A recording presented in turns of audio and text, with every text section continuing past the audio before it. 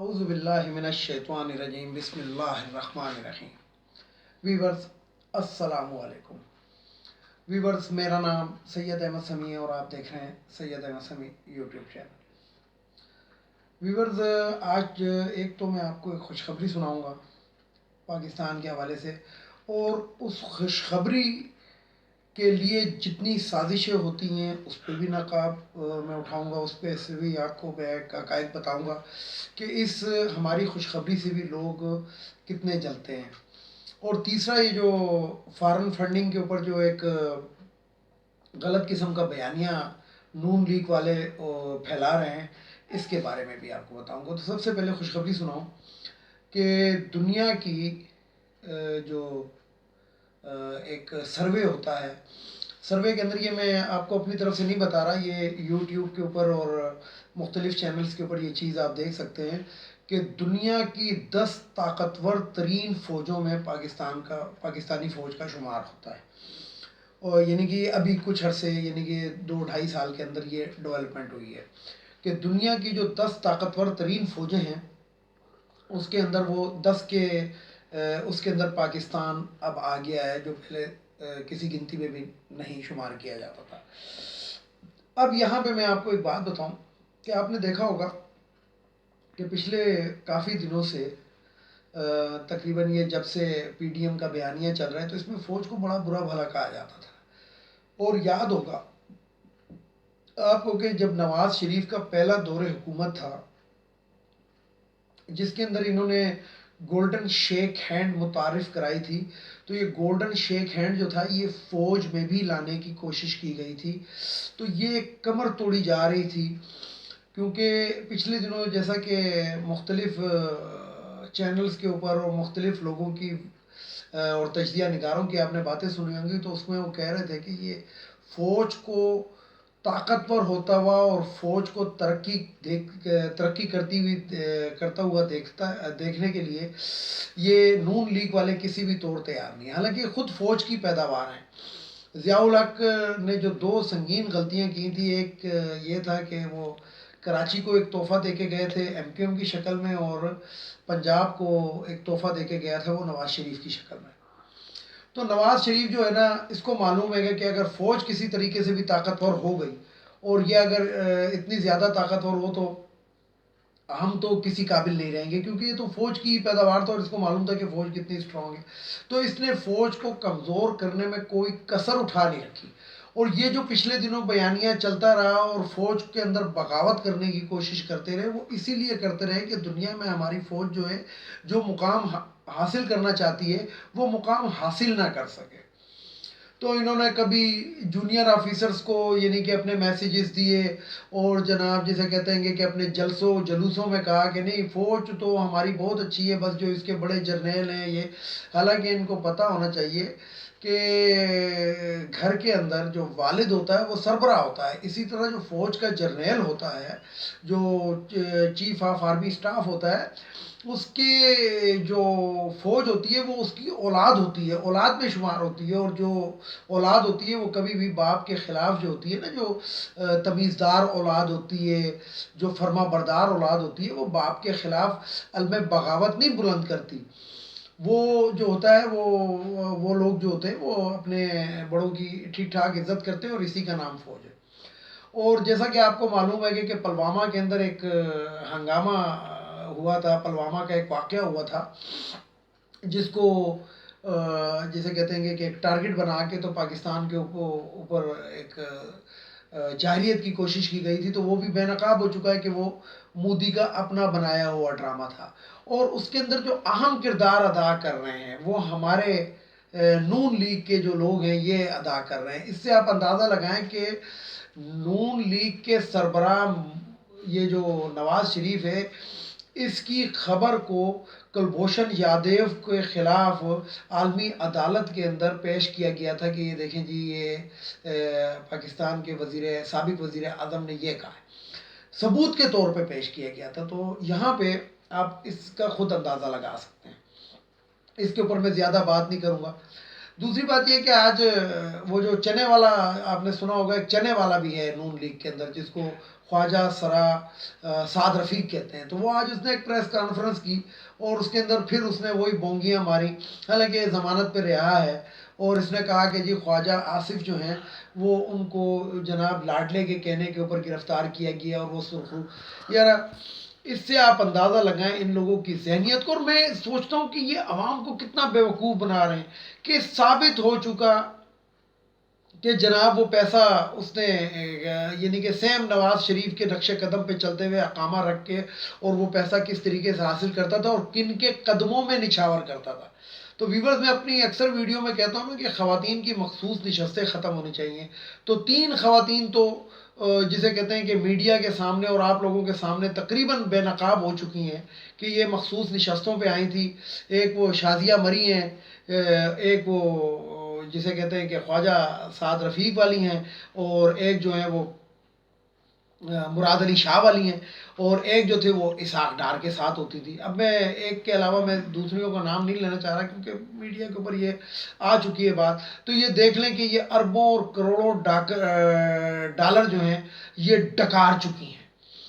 اور یہ جو ہمارے جو وزیر اور مشیر اور یہ جو بنتے پھرتے تھے اور جو بہت زیادہ اپنے آپ کو پاکستان کا غمخوار اور ہمدرد اور عوام کے خیرخواہ بنتے تھے، یہ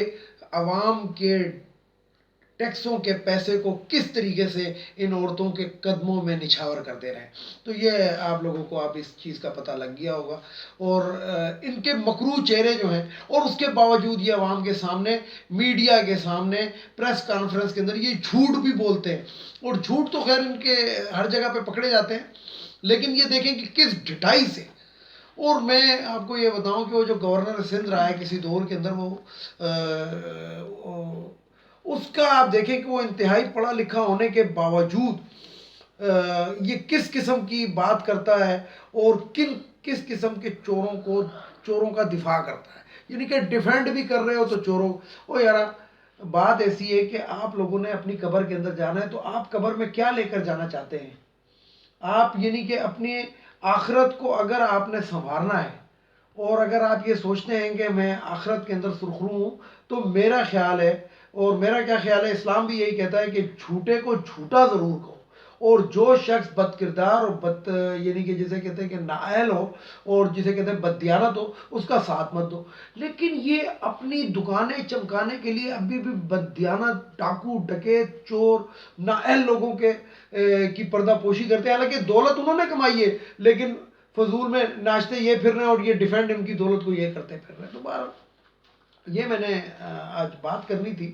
اب آتے ہیں جناب یہ جو فارم فنڈنگ والا مسئلہ ہے، کیونکہ یہ مسئلہ ایسا ہے گا کہ یہ ابھی تک عوام کو پتہ ہی نہیں ہے کہ کیا ہے۔ دیکھیں جی، وزیر اعظم پاکستان عمران خان نے تو جناب باقاعدہ کہہ دیا، لیکن انہوں نے صرف یہ کہا کہ مجھے 2 ملکوں نے فنڈنگ کی آفر کی تھی۔ جب یہ لاہور کا جلسہ کیا تھا نا، عمران خان نے ایک بہت بڑا جلسہ کیا تھا لاہور کے اندر، اس وقت یہ وزیر اعظم نہیں تھے، اور سمجھ لیں کہ پی ٹی آئی جو تھی وہ جسے کہتے ہیں کہ عروج پہ آ رہی تھی، یہ دھرنے سے پہلے کی بات ہے۔ تو اس وقت جب وہ جلسہ، اتنا بڑا جلسہ لاہور کے مقام کے اوپر، جب دنیا نے ڈیفینیٹلی دیکھا، دنیا کا میڈیا ادھر موجود تھا، تو 2 مسلمان ملکوں نے باقاعدہ عمران خان کو فنڈنگ کی آفر کی۔ عمران خان صاحب ان ملکوں کا نام نہیں بتا رہے، لیکن میں بتا دیتا ہوں، میں اس لیے بتا دیتا ہوں کہ عمران خان کی تو کوئی مجبوری ہوگی، ہماری کوئی مجبوری نہیں ہے۔ اور یہ جو ایک ملک کا جو قطر ایک ملک جو ہے، اس کا نام میں اس لیے بتا رہا ہوں پہلے نمبر پہ کہ جب قطر نے عمران خان کو آفر کی تھی اور عمران خان نے وہ 5 ارب ڈالر لینے سے انکار کر دیا تھا، تو اس کے اندر ایک نامی گرامی صحافی بھی موجود تھے اور ادھر ہی بیٹھے ہوئے تھے۔ تو بات یہ ہے کہ ایک تو قطر اور دوسرا سعودی عرب نے بڑی کوشش کی کہ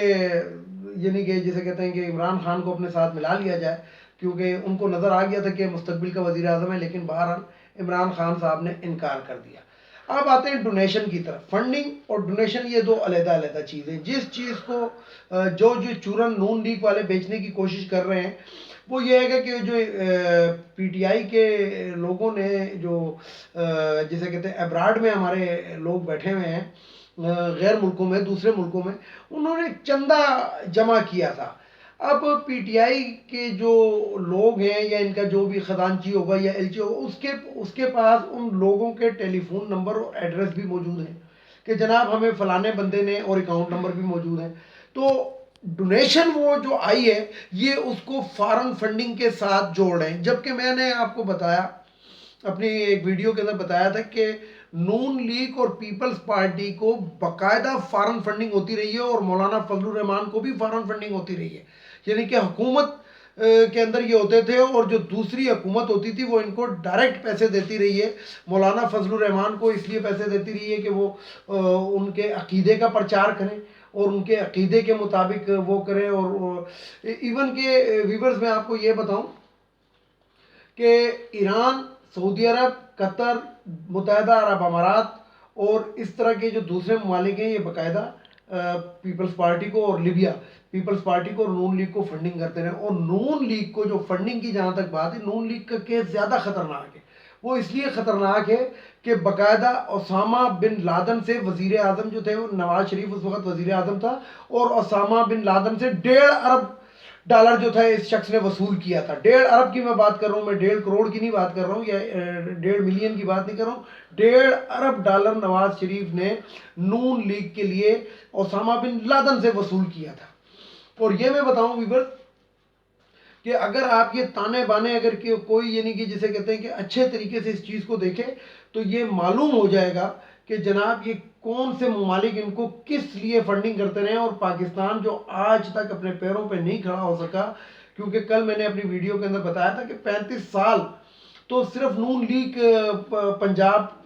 کیونکہ پاکستان کا سب سے بڑا صوبہ ہے, تو پنجاب کے اوپر تقریباً یہ 35 سال سے اور پاکستان کے اوپر یہ حکومت کر رہے ہیں. اور اگر یہ ٹوٹل ٹرن اوور ملایا جائے تو آپ اس سے یہ پاکستان صرف اور صرف پیروں پہ اسی لیے نہیں کھڑا ہو سکا کہ ان کو جو یہ دوسرے ملکوں سے فنڈ لیتے تھے, کھاتے تھے, پیتے تھے, عیاشیاں مارتے تھے, اور پاکستان کے اندر انہوں نے کوئی ایسا کام نہیں ہے کہ پاکستان جو ہے وہ خود انحصاری کے اوپر آ جائے. یعنی کہ اگر موٹر وے بنا, گروی رکھ دیا گیا, کس سے قرض لے کے بنایا گیا, پاکستان کے پیسے سے وہ موٹر وے نہیں بنا بلکہ قرض لیا گیا, اور قرض کے اوپر سود در سود در سود, اور اس کے بعد اس سود کو اتارنے کے لیے اس کو گروی رکھا گیا. اور مطلب یہ ایک لمبی کہانی ہے. یعنی کہ یہ ایسے ہی ہے کہ ایک باپ جو تھا وہ اولاد کو عیاشی کراتا رہا قرضے لے لے کے, اور جب باپ مر گیا تو اب بتائیں کہ وہ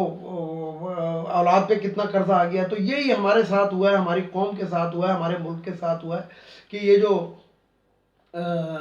زرداری یعنی کہ جسے کہتے ہیں کہ نون لیگ اور یہ جو پیپلز پارٹی تھے, یہ جناب دبا کے عیاشیاں کرتے رہے اسپیشل طیاروں میں ود بیوی بچے اور پوتے پوتیاں نواسے نواسیوں کو لے کے گھومتے رہے, اور عوام جو تھے وہ غریب سے غریب تر ہوتے رہے. اور اس کا خمیازہ اب ہمیں بھگتنا پڑ رہا ہے کہ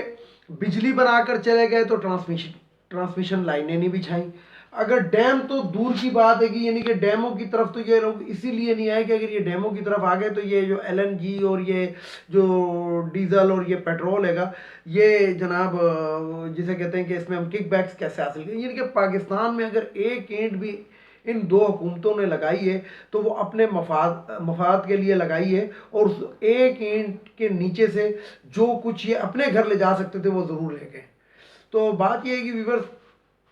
کہ یہ جو فارن فنڈنگ ہے, اگر اس کے اوپر یہ جو عمران خان کی بات الیکشن کمیشن مان لے, اور عمران خان کی نہیں, یہ قوم اور ملک کے وسیع تر مفاد میں ہے کہ جو تینوں بڑی پارٹیاں پلس یہ مولانا فضل الرحمان کی جو پارٹی ہے, دین فروش مولوی کی جو پارٹی ہے, ان تمام کیسز کو ایک ہی جگہ پہ جمع کر کے ایک ہی اس سے سننے کے بعد اس کے اوپر فیصلہ دے دیا جائے. اگر اس کے اندر پی ٹی آئی بھی نااہل ہوتی ہے تو ہو جائے, کوئی فرق نہیں پڑتا. یعنی کہ ایک چیز تو سامنے آئے نا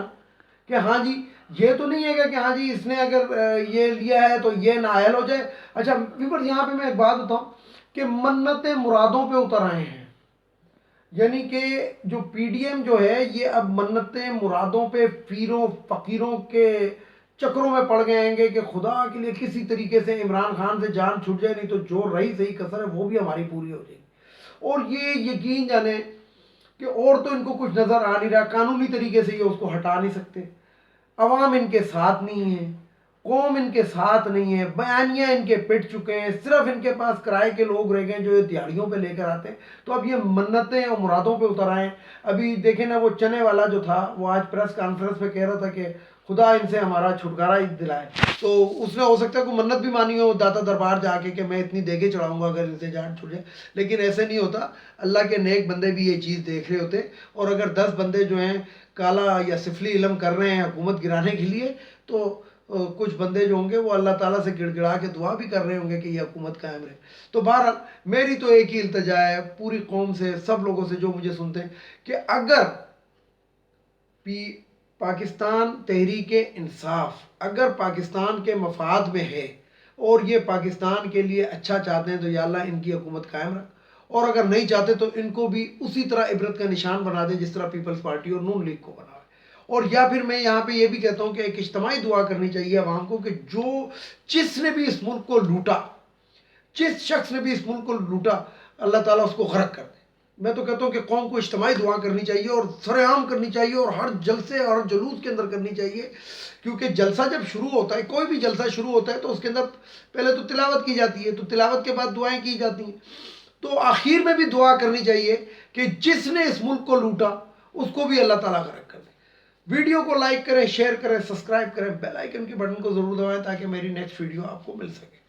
اس کے ساتھ ہی ویورز آخر میں وہی بات کروں گا میں آپ سے کہ ایک تو یہ افغانیوں کو اس ملک سے چلا جانا چاہیے، اور دوسرا یہ جو ہے خواتین کی مخصوص نشستیں قومی اسمبلی، صوبائی اسمبلی اور سینٹ سے ختم ہونی چاہیے۔ کس لیے ختم ہونی چاہیے؟ کہ قوم پہ ایکسٹرا 40% کا بوجھ ہے، اور جسے کہتے ہیں کہ یہ اس کا پاکستان اب اتنا زیادہ بوجھ اٹھانے کے قابل نہیں۔ تو آخر میں آپ سے وہی بات کروں گا جو میں ہر روز تقریباً کرتا ہوں کہ اللہ ہم پہ اپنا رحم کرے، کورونا سے ہمیں نجات دلائے، اور عوام سے بھی اپیل کروں گا کہ خاص خیال رکھیں، SOPs اپنائیں، اور ہاتھ وغیرہ دھوئیں، چہرہ دھوئیں، اور باہر نکلنے میں احتیاط کریں۔